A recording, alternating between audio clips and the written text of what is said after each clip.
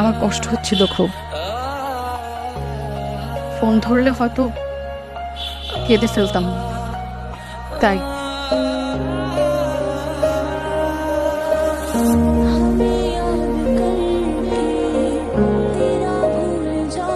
আসলে আপনি সম্পূর্ণ ভুল না হলেও মোটামুটি একটা ভুল ধারণা নিয়ে কিন্তু আছেন।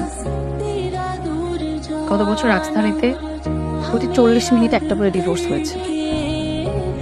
এই ডিভোর্স যে শুধু আন্ডারস্ট্যান্ডিং এর জন্য হয় তা কিন্তু না, বিভিন্ন কারণে হয়েছে। নগর জীবনের চাপ, ব্যক্তিকেন্দ্রিকতা, পার্টনারের পছন্দ অপছন্দ, জৈবিক চাহিদা পূরণ না হওয়ার কারণ ইত্যাদি।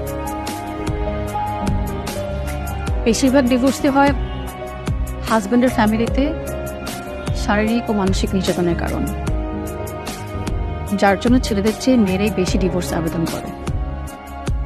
এখন বলে আসল কথা, এই সব কিছু কিন্তু অ্যারেঞ্জ ম্যারেজ এবং ভালোবাসার বিয়ে দুটোতেই ঘটছে।